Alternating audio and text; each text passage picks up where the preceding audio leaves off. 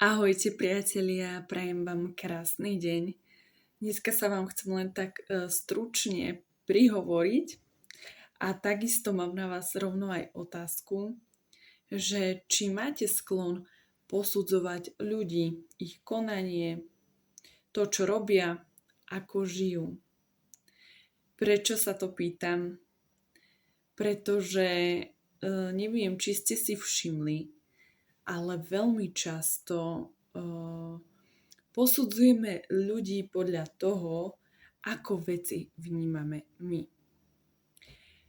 Aby som to uviedla na správnu mieru, ja som človek, ktorý sa snaží neposudzovať a ktorý s týmto pracuje. Nehovorím, že som neomylná, že sa mi nikdy nestane, že ma v hlave napadne, že jak to ten človek má, alebo jak to má, ako to môže tak vnímať. Ale potom si uvedomím, že ja nie som ten človek, že naozaj nežila som jeho život, nechodila som v jeho topánkach. A máte túto tendenciu aj vy. Častokrát toto robíme aj s Bohom. Častokrát Boha my ľudia súdime podľa toho, aký sme my sami. Keď sme na seba príliš tvrdí a kritickí, tak podľa toho súdime aj ostatných a okrem iného si myslíme, že aj Boh takýmto spôsobom pristupuje k nám. A keď si predstavíte, že žiaden človek na tejto zemi nemá takú lásku, ako má k nám Boh. Tak, že ako my, ako ľudia sme od nej tak vzdialení a častokrát práve odpudzujeme ľudí tým príkladom, ktorý my dávame. Tým, že ukazujeme prstom na niekoho. Tým, že kritizujeme. Tým, že zhadzujeme, ponižujeme.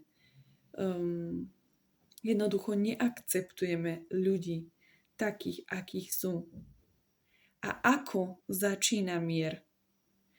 Prijatím samého seba a prijatím ľudí takých, akých sú.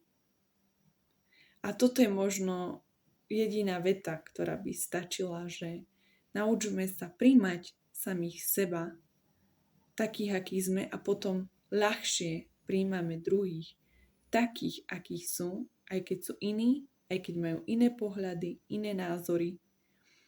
Nie sme úplne rovnakí a to je práve super a je to práve pekné, keď sme každý iný a keď sa rešpektujeme navzájom. Tak toto by bolo možno moje také stručné posolstvo na dnes. Prajem nám, nech sa nám to darí, nech príjmame seba a tým pádom príjmame aj ostatných a nech v našej duši vládne mier.